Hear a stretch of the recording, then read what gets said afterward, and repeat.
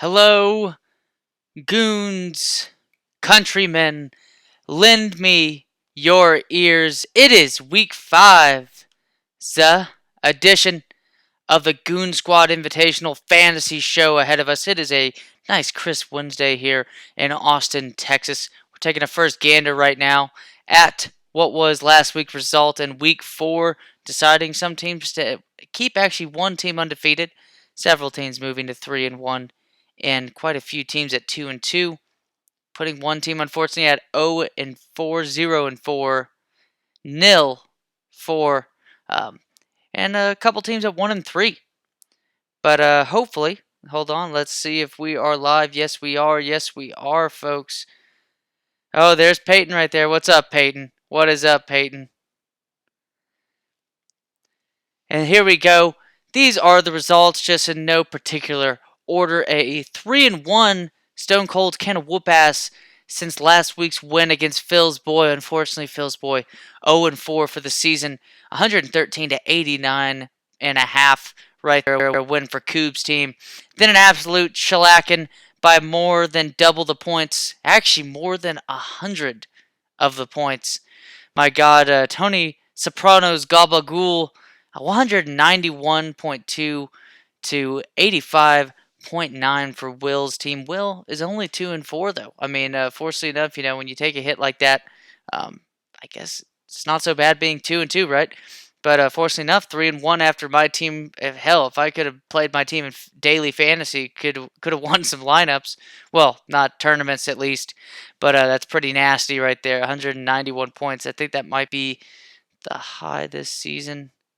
I believe it is. 169 right there, even though that's a cooler number by Cooper's team last week against Pork Chop Express.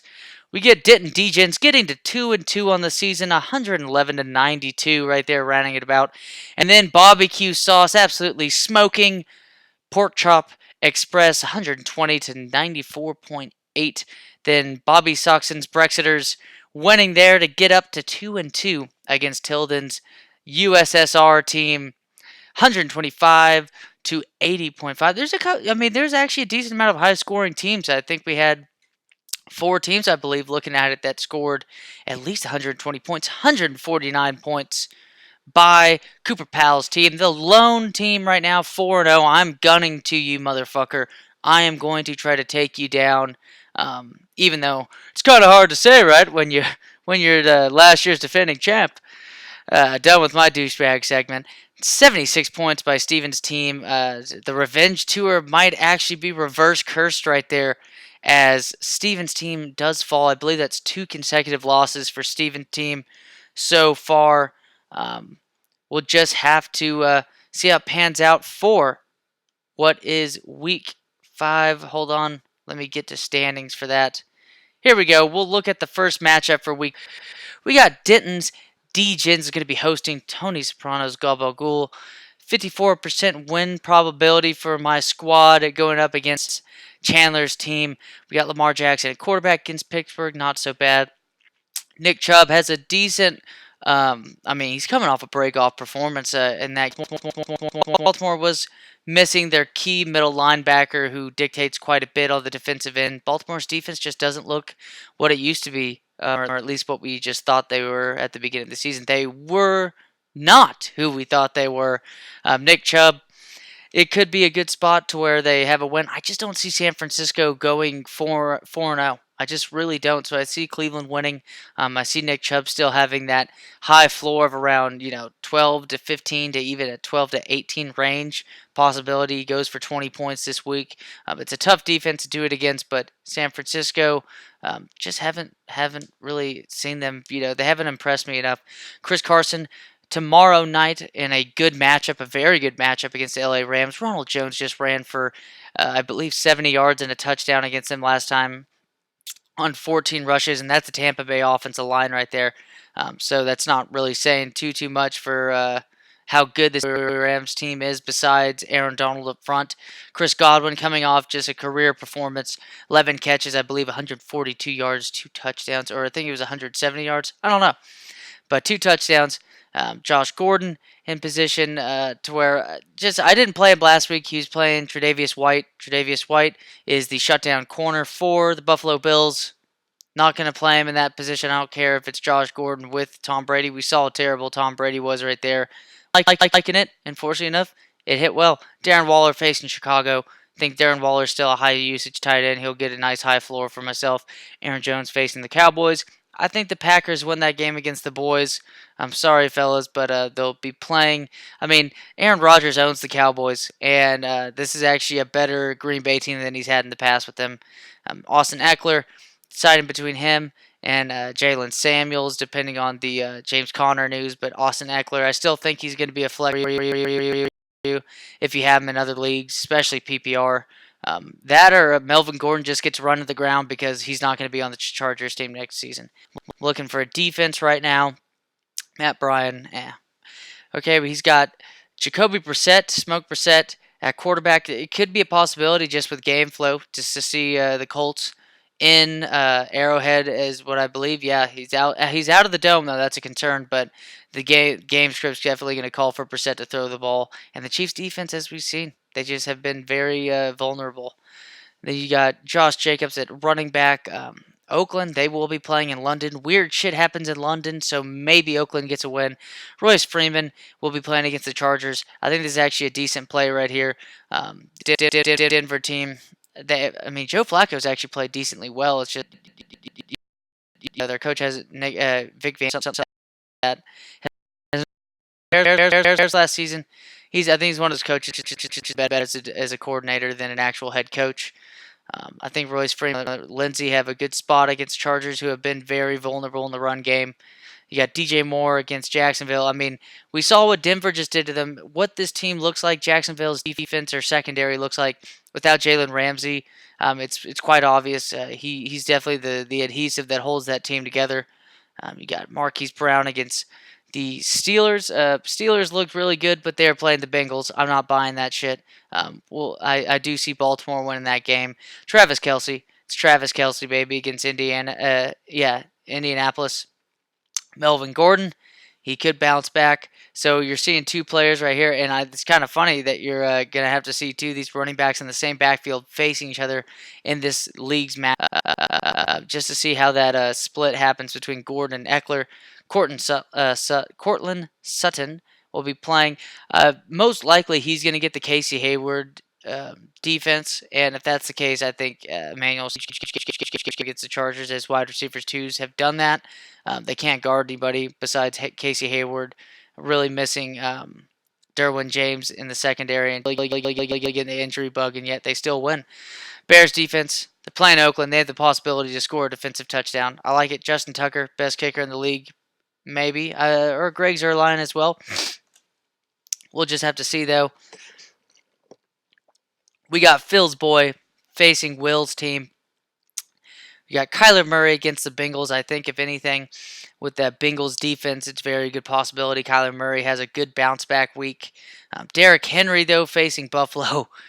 Man, it really looks like one of those type of games that Derrick Henry's not going to get utilized all too much after like the first two quarters, because I think Buffalo's defense or the game could be close enough to where he gets 20 touches and he could possibly get you 60 rushing yards out of that and a touchdown. But it's really looking grim for that team facing Buffalo, who I think Buffalo's a top 3 defense in football. Like, legitimately could be a top 2 defense in football. I think it's top 3 with the Patriots and the Chicago Bears so far. Wayne Gallman, he'll be facing a tough Minnesota front team, but you never know. Daniel Jones has opened up the field and the pressure off the run game quite a bit. That's why when Saquon comes back, I could expect a decent amount of fireworks in his position. He's going to get the ball quite a bit. Gallman got at least 6 catches last week. T.Y. Hilton, just like I said with Brissett, as T.Y. Hilton's healthy, and I think he will be healthy for this week.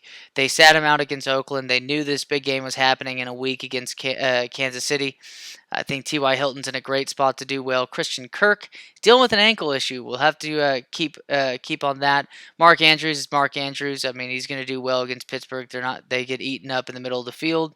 Terry McLaurin, hopefully his hamstring's doing better. If so, I think Terry McLaurin, I'm sorry. I think he's going to get shut down by Stephon Gilmore, and it's not going to look pretty for this Redskins team this week. You got Deontay Johnson. I think he's doing pretty well. Juju Smith-Schuster just doesn't seem to be gelling well with the way Mason Rudolph keeps on doing these checkdowns, these 5-10 yard passes. Juju is the type of dude to take one to the house, as we saw against the 49ers, 70-yard reception for a touchdown. Ravens defense, we'll have to see. They are facing Pittsburgh, and if John Connor's out, I could see a decent output, especially if Ravens, like I said, their middle linebacker is back. It'll be a huge difference. Jason Myers plays on Thursday night. Decent amount of points expected in that game, so you're going to have a lot of activity at your kicker. Dak Prescott at quarterback for Will.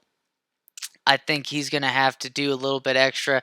I think they're going to rely on Zeke for this game. Green Bay, you saw how much they got eaten up by Jordan Howard. Now, I know Tyron Smith is out, but they honestly, people are talking about this with Tyron Smith. He's a huge piece, and he's a great blindside tackle, left tackle. But Lael Collins can get moved from right tackle to left tackle. That guy's a beast. Have you ever seen that dude play? He's a fucking monster. It wouldn't surprise me if he plays almost as well as Tyron Smith in that position. And I think they're going to try to run the ball quite a bit. So there's a chance that Dak's upside is cut off in this game. But at the same time, if the Packers are winning throughout the game, you're going to have to see Dak and Amari Cooper make some moves.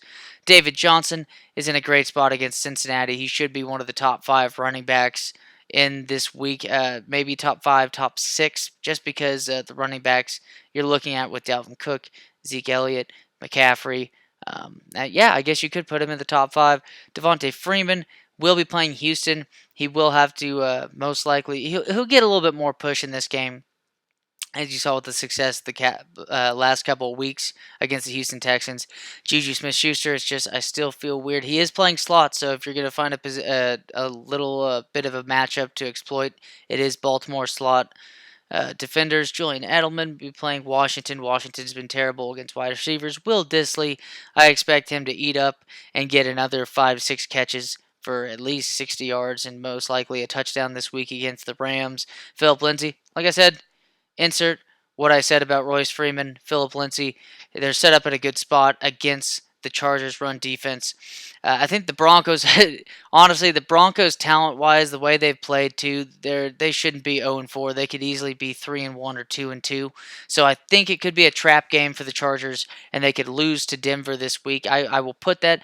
We'll call this upset alert for any sort of matchup in the week. I believe the Broncos will beat the Chargers this week. They hate each other as teams. You know, they talk about a rivalry between the Chargers and the Chiefs. That's because of talent. But just straight up, though, the Broncos and the Chargers do not like each other.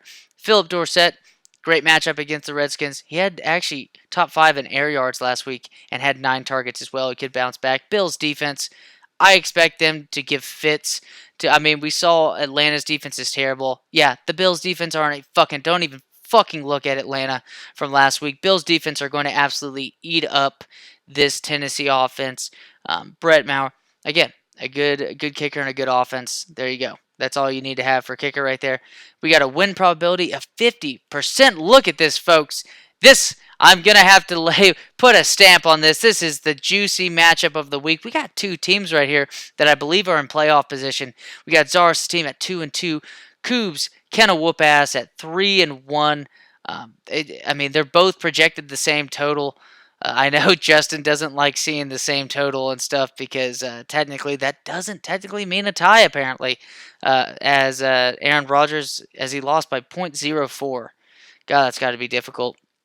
Tom Brady as his quarterback. Tom Brady could bounce back and throw 5 touchdowns in the first half against this Redskins pass secondary. They suck. Redskins have a good rush defense. I know Gallman was really involved, but he still didn't have over 100 yards in the game. So I could easily see Josh Gordon and them have a great just bounce back spot against this Redskins team, win by like 30 points. I honestly feel like they will win by at least 30 points. Todd Gurley, he's in a difficult spot. We saw how he's utilized last week. However, though, it was because it had a lot to do with his targets. The past game had a lot to do with the immense amount of snaps they had playing catch up. You have to play catch up when you give up 55 points to Tampa Bay, and Tampa Bay actually might have the best run defense in football. Is it a possibility that Tampa Bay makes a running if they beat the Saints this week? If Tampa Bay might be in the running just by the way they're having quarterback struggles in Carolina, Atlanta is absolute dog shit, and we need to finally admit that Matt Ryan is not that good. Yeah, I mean it's a possibility with this Tampa Bay team. That's the case. But back to it, the Rams. I don't see too great of a spot compared to last week for Gurley. Mark Ingram, because the game flow, especially if Connor's out, Mark Ingram probably get about 20, 25 rushes in the game. Michael Thomas is in an excellent spot against Tampa Bay secondary. Odell Beckham is in a bounce back spot. He's a buy low candidate right now if you can try to get him in other leagues. But I think that's a nice little duo right there, Michael Thomas and Odell. Then he's got Demetrius Harris. I mean, again, you need to add like Ricky Seals or something because Demetrius Harris wasn't getting it done compared to Ricky Seals Jones, baby. Tyler Lockett. I'd switch Lockett with either Odell or Michael Thomas just in case there's injury news later in the week, Cyrus. You always want to have, and I said this last week, you always want to have guys that play on Thursday night that you for sure want in your lineup at those top four slots of two running back, two wide receiver, because later on the week, Michael Thomas and Odell could technically have. I mean, you just never know what could happen. Larry Fitzgerald is in a great spot against Cincinnati. Cowboys defense, ooh, watch out. That could be negative points for you this week. And then Sly's been a consistent kicker so far this year. Aaron Rodgers at quarterback for Coob. I think Aaron Rodgers has another great week. Alvin Kamara could have a good game through the air and checkdowns against Tampa Bay, but he's not going to get much done in the running game. LaShawn McCoy against Indianapolis. I think LaShawn McCoy is actually in an underrated spot for this. Um, hey Justin, hey, that's all I gotta say. That's all I gotta say. I gotta make you relive the shame a little bit because I know that, and I would hope that you would do it for me as well when looking back at that. I know it's terrible. 0.04. I've never seen that before in my life. LaShawn McCoy, he's got a great matchup against Indy, and I think the game script's going to give him the ball about 15 times in the game, which I like. Brandon Cooks, I think Cooks, I mean, I'm going to play Cooks in the showdown slate as my captain. He's got huge upside. I like what he could do for your team this week, Coob. I know he plays away, doesn't play as well away, just like Jared Goff doesn't play as well away from home. But still, Brandon Cooks could. I mean, we saw what John Ross did. John Ross ain't got shit on Brandon Cooks, and neither does Andy Dalton when it comes to Jared Goff. I know Goff isn't doing too well this season, but still, though, Goff and Cooks, same kind of style that you see with Dalton and John Ross. And John Ross had almost 200 yards receiving with 2 big touchdown bombs against the Seahawks secondary. Yeah, I'm going to have to bank on the fact that Brandon Cooks could be a top 5 wide receiver, could be the top wide receiver of the week. We'll just have to see. Tyrell Williams, really tough spot against Chicago. I would move Shepard instead of him in that spot and try to see who you can move. Who else is right there? I think John Brown could possibly be someone you put, but if anything, I think you move Shepard in the spot for Tyrell. And I think you need to have Will Fuller in the lineup this week. Um, I think Will Fuller and Hopkins are going to shit on the Atlanta Falcons, and I don't think it's going to be much of a matchup for them at all. It's going to be a beautiful matchup. Delaney Walker. They'll be playing Buffalo. I don't see much happening. He's got capped upside in that game. Jarvis Landry, we'll see how well he can do against San Francisco. I don't know if he's dealing with an injury or he's just a questionable mark in general. The Vikings will be playing the New York Giants. New York Giants offense has looked methodical, but at the same time, I think the Vikings could set up well with a nice stack with Cook and the Vikings defense. Just to give a rookie quarterback Fitz a legit defense to do that. Tampa Bay, the reason why Daniel Jones looked good, you don't have much film on the guy, and Tampa Bay secondary is suspect. And then you got Mason Crosby as your kicker. Next matchup, we do have the USSR really performing like the USSR right now. 1-3, projected at 97%. Bobby Q Sauce 2-2. Bobby has the highest win probability, I believe, of the week, projected at 129. Russell Wilson's in a great spot. We saw what Jameis Winston just did. I know Bruce Arians' offense is definitely well improved compared to Derek Cutter's. Most offenses are well improved compared to Derek Cutter's offense. So I think Russell Wilson's got a high floor for this week. Zeke, I believe, will be. Him and Dalvin Cook are both in the position to be the top running backs this week. I think both of them had the potential to get 150 yards and a couple touchdowns. I think Dalvin Cook could get 200 yards, but Zeke definitely has a high floor this week. Sony Michel, tough. He's actually had a 0%. I don't know if it's 0 or 1% breaking tackle rate, which means that every time he's been a tackle's been attempted on Sony Michel, he's been tackled. He hasn't even broken a tackle. So I don't know what the deal is with that. It's Washington's not a type of team you want to attack with your running back, especially not a pass catching, or especially a guy who isn't going to be involved in the passing game much with Sony Michel. It is a nice script for that. So just in case you want to get things right, Keenan Allen has always done well in general, obviously. He will have a tough matchup against Chris Harris. I think that if Mike Williams does play this week, Mike Williams would be a great selection to have as your flex, one of the flex players.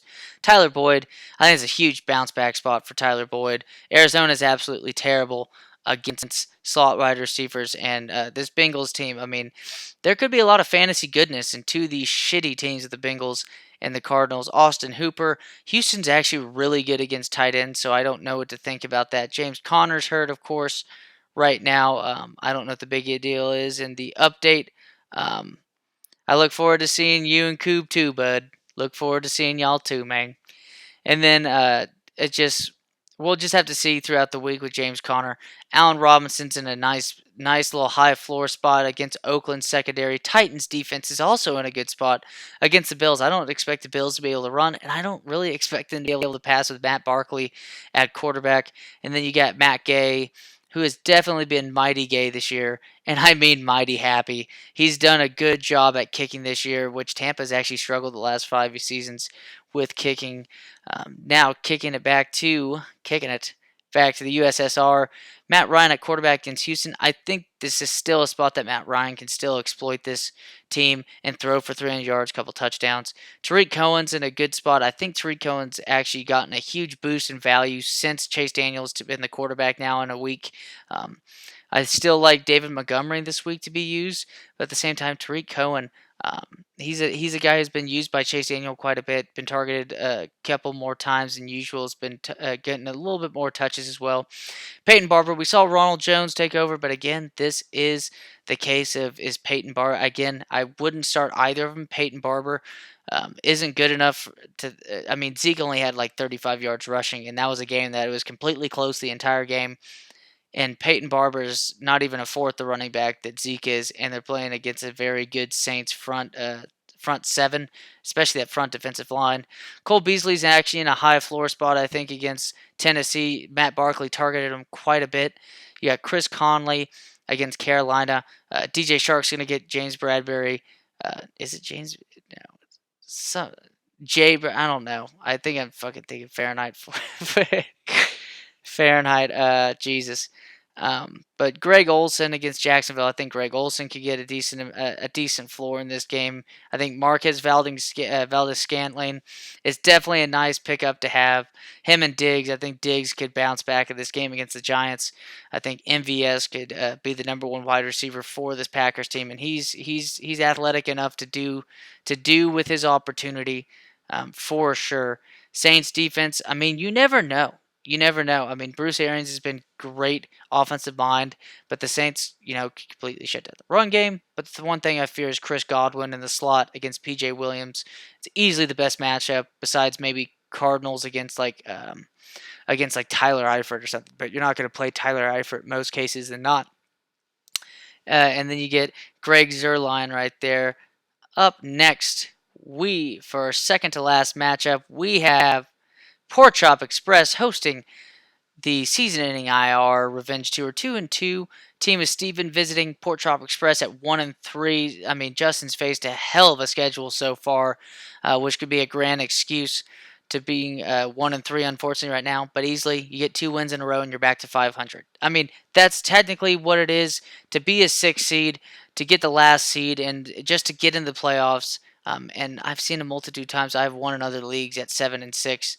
All you need to do is just be one game above 500 once you're done with the 13 weeks and you've made the playoffs, most likely. Especially if your schedule has been that crap and hard and your team has actually played that well. Jared Goff, I think Jared Goff's going to have to be relied upon. Their run offense does not look good. It could be a get right spot for this team, but we'll just have to see. Damian Williams, he doesn't appear to be carrying any bit of an injury heading into this week. I think Damian Williams is definitely in a great spot against Indianapolis. Him and McCoy. I mean, we've seen what Darrell Williams is doing, and Damian Williams is more accustomed to this offense than Darrell Williams. Darrell Williams has been a top 15 running back in the past couple of weeks with his usage. Miles Sanders will be playing the Jets. I mean, the script calls for them to be able to utilize him quite a bit, so we'll just have to see. DeAndre Hopkins, great matchup. Julio Jones, great matchup. Evan Ingram, I think Evan Ingram's matchup is actually decently well. Him and Golden Tate's matchup, and also too that I heard a guy saying that Xavier Rhodes is not Rhodes closed this year. He's Bumpy Rhodes, and that Xavier Rhodes, the usual shutdown corner for the Vikings, has kind of been Bumpy Rhodes so far, to where you've been able to actually play on him. And I think this Vikings team could give up a little bit of passing to this Giants team as Dalvin Cook just runs it up. And we'll get to that in a sec. Amari Cooper, they're going to need to just utilize him better. Gallup, I saw popped up on the injury just status and stuff. He's practicing. So we'll just have to see. Carlos Hyde plays Atlanta. Atlanta's terrible. Hyde could have 50 yards and a touchdown. Colts defense. Don't play Colts defense, Steven. Come on, Steven. Come on, Steven. Zane Gonzalez. I still think the Bengals in Arizona could be an underrated fantasy game for two shit teams. Carson Wentz is actually fifth, I believe, in fantasy football right now. He's playing the Jets. He could have 2 or 3 touchdown passes just before even the half, and you don't have to worry about that. Le'Veon Bell should be getting quite a bit of passes, even though his upside is totally limited in this matchup against Philly. Philly's not going to allow him to get shit in the run game. Dalvin Cook, this is my number one running back, I think, for the week against this Giants team. It's between him and Zeke, but I'm going with Cook on this one. Dalvin Cook could get you 25 to 30 fantasy points this week. He could get 200 yards and 3 touchdowns. Who fucking knows? Or he gets 150 yards and 2 touchdowns, and Alexander Madison runs for 50 to 100 yards and a touchdown too. Who fucking knows? Robert Woods, he will get that Shaq Griffin defense. Shaq Griffin's actually been well improved this season. But again, this LA Rams team, I think Robert Woods still has the ability to get open. So decent play right there. Adam Thielen is in a nice bounce back spot. If they can move him back to the slot, man, he's playing 30% of the slot this season, when last year he was in the slot almost like 100% of the time, and he was wide receiver 1. That's why a lot of people were on him last year. Don't know why they're like. I don't know why Kubiak isn't utilizing that. He's utilizing the hell out of Dalvin Cook. Their offensive run game looks amazing, but I just don't get it. Just don't get it. Just, if it ain't broke, don't try to fix it. Zach Ertz. Zach Ertz, high floor as always. He's not getting the touchdowns or anything like that we've seen. But hey, he's still, maybe he gets a couple touchdowns as other people don't hone in on him when they get into the red zone. Mike Williams, like I said, wide receiver 2 for the Chargers. The guy could have 2 or 3 touchdowns this week if he's healthy and plays. Because, I mean, there could be a nice script to where Denver is up against the Chargers. And even if I say the Chargers are going to get upset by the Denver, it doesn't mean that Mike Williams doesn't go for 100 yards and a couple touchdowns. You never know. Fucker could go for 50 yards and 2 touchdowns. Still an excellent week for him as what we've seen so far.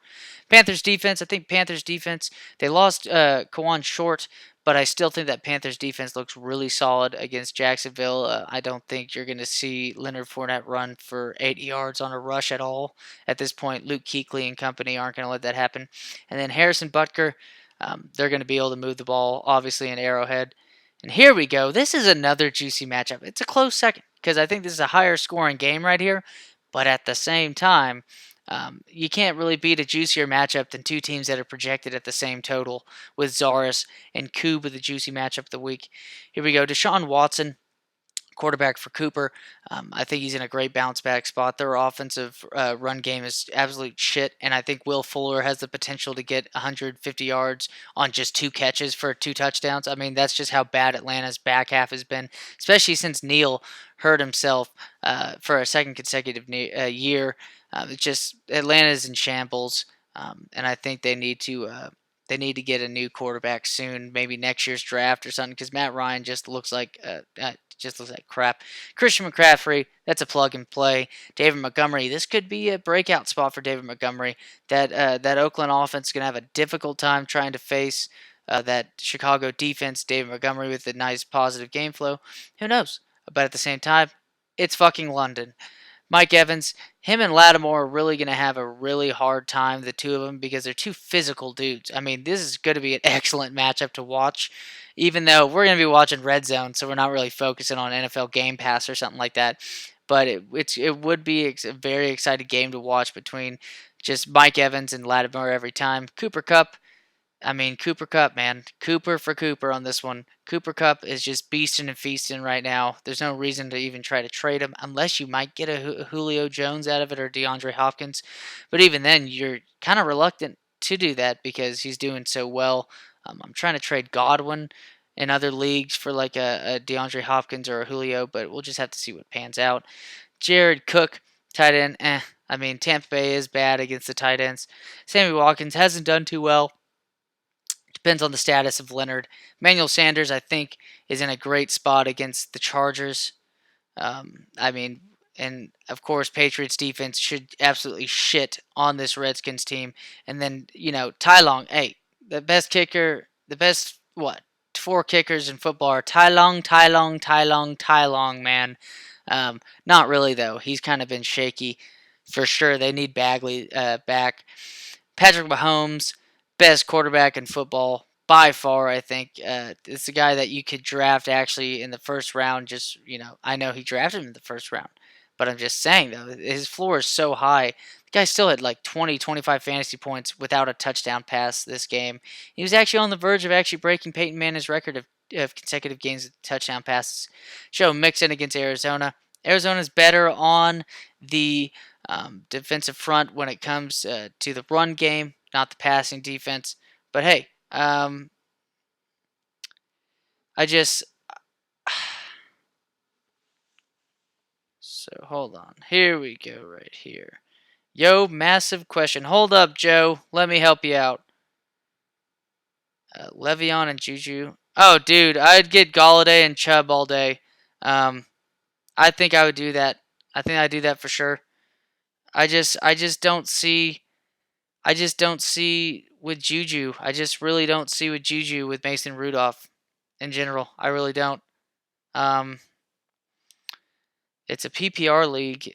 I know Le'Veon Bell's definitely has a high floor for PPR, but Chubb, I mean, you saw how that Browns offense looked like. I mean, Baker still threw for 300 yards when Chubb had 180 yards. So that offense might actually be the formula for them is to be able to utilize it like that. So we'll just have to see.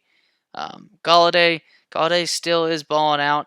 I'm really up in the air about it, but I think Chubb's going to give you. I think Chubb. I think you just stick. I think you. If you have, I think the side with Galladay and Chubb is the one to keep at this point. I think Chubb and them, that defense is starting to show a little bit better. Denzel Ward's going to be back, and the Browns defense is going to be playing better in general. And I think we're actually going to be able to see that this week against a fluky, undefeated team in the 49ers, the San Fran 69ers. So I would stick with Galladay and Chubb. Maybe you can use Galladay to trade for a different wide receiver besides Juju, or see what you can do to keep Chubb and and trade away Galladay for a type of player that's struggling, such as DeAndre Hopkins. Maybe piece him with that if you have another decent player at wide receiver or running back besides Chubb. I just really like Chubb so far. I have him in a lot of leagues. That's just my opinion on it. So Leonard Fournette, we got Jacksonville running back. He's not going to do what he did last week, but still, though, Gardner Minshew walk. He's still kicking ass so far. I mean, he's definitely been competent. And I think he's better than Nick Foles already. I mean, the guy's got swagger, and that's not what I'm basing it off of necessarily. But still, man, that guy's been balling out really well, and a nice comeback win for them. Leonard Fournette, though, people were questioning. It was like Andrew Luck last year. What I think might be the case, though, with Leonard Fournette right now is that if you have Leonard Fournette on your team, you should feel a little bit better because it's kind of giving me the deja vu of what we felt with Andrew Luck. I was off of Andrew Luck last year. You remember when he had that Hail Mary at the end of the game in like week 4 or 5, and people are like, "Oh my God, his arm didn't look that good." Blah blah blah. You need to trade him. His arm looked like a noodle. And then Andrew Luck proceeds to have a top 5 season at quarterback last year before fucking retiring this season. But what you saw right here with Leonard Fournette is that people thought, and I was listening to podcasts, and this one dude that kind of he's very analytical and very into the numbers, but however, sometimes though, when he looks at the game tape, he gets way too emotional about it when he talks about it. And I think with that being said, Leonard Fournette might be this year's Andrew Luck, and that Leonard Fournette might have just showed us and proved haters wrong, just like Andrew Luck did with his arm looking amazing after that weird showing last year when he just threw the poor Hail Mary on that one and just proceeded to have a top 5 year, and his arm looked excellent. And then Leonard Fournette looked sluggish. He had 69-yard run against Tennessee, and he ended up with 66 yards rushing. That just doesn't look impressive. And people were saying, "Oh, his burst doesn't look there, his top speed doesn't look there." Well, I don't know, man. What can you say now, you motherfuckers? After you see the man bust off three like 70, 80-yard runs, or at least 3 runs of 60 yards, and 2 of them were like 80 or 90 yards. How the hell is that not burst? We might have seen what is the equivalent at running back this year of what Andrew Luck experienced last season. I think that's the case. But, that's just my personal opinion on it. I think, you might have seen with that team, I mean, who knows? At the same time, the Chargers could show that the Denver's rush defense isn't that good, but at the same time, Bradley Chubb is out. It's a big hit for that Denver defense. Kenny Stills, he's hurt. I wouldn't play him. Auden Tate is in a great spot. He's already getting 16 targets the last 2 weeks. Auden Tate now, and that was with John Ross around for about 1.5 to 1 3/4 of those games. Auden Tate's playing Arizona. Arizona's terrible. Keep Auden Tate in that position right there. George Kittle, tight end, playing Cleveland. Cleveland, if there is one spot to definitely hit against them, it is at the tight end position against their defense. Marlon Mack, they might have just kept Mack out for this game, but at the same time, I think his ankle is bothering him. I think he's most likely out. Frank Gore, I think, is a non-play this week. Get him out of your lineup. Uh, get him out of your lineup. I slapped this holder right here, this placer. Eagles defense, I picked them up in a lot of leagues. I think the Eagles defense have, what are they going to have? Christopher Colombo, Marshall, or not Marshall, but Kevin Falk or something. Not even Kevin Falk. What's his name? Luke Falk or something. Quarterback out of Washington State all those years ago, who's terrible on the Jets. They don't look that good. And then you got Will Lutz, the kicker. I mean, he's been one of the best kickers for you so far. And I think if anything, if anything, oh man, if I were you, I would try to T.J. Hawkinson. They say he might be placed on IR. That was a nasty hit against him. These tight ends and these fucking hurdling, man. It looks good until you get your fucking shit pushed in. And that just might just be the case. Here we go. Let's cut it to league standings before we go. Right now in first place, we do have the Colorado Cream Pies at 594 points for. Just absolutely, I mean, that's how good this team has been, is that they have a decent amount of points against, and this team's done really well. Second place, my squad right there, Gabagool. And they got Kenna Whoop-Ass at third, Barbecue Sauce in fourth, and then fifth place, you do have the Brexiteers, sorry. Brexiteers. Oh, man, I've been mispronouncing that the whole time. My apologies, Max. Will is at sixth place, Zaris in seventh, Steven in 8th, got Denton Degens in ninth. Pork Chop Express at 10th. Pork Chop Express, look at it right there, 507 total. One of the hardest schedules we've seen so far. Zaris is by far playing one of the hardest schedules. And Will is right there at one of the hardest schedules. But my team had 191 points against him last week. That's a lot of points. So I'm not looking at Will's too much about points against. And then USSR in 11th place. And then right now, dead last at the moment, we do have Peyton's Phil's boy right there. That's going to conclude week 5 of the fantasy show, fellas. If y'all want me to talk fantasy more in depth and stuff like that, I would love to. Definitely do that. I know Joe had a question right there in the chat. Hopefully, I answered your question well. I really would just try my best to keep Chubb out of that because I think Chubb's in a better offense. Even with Sam Darnold coming back, I just don't feel great about Le'Veon Bell. I felt Le'Veon Bell was more in the position of what Chubb was getting drafted, which are, I mean, at least the ESPN preseason ranking of him, of Chubb, kind of in the back tier of the second round. I felt like Bell was more so in that position, to where Bell had a decent floor, but he just doesn't have much upside in this offense, and I don't think they're good enough. He's going to get catches, but so can Chris Thompson. So fucking what? Like, I just don't like Le'Veon Bell this year. I'd rather have Chubb, and I would definitely rather have Galladay than Juju. Big Ben's out for the season. That's the thing, right? Is that if you're looking at Juju and people are like, "Oh, he's a buy low now," and stuff like that.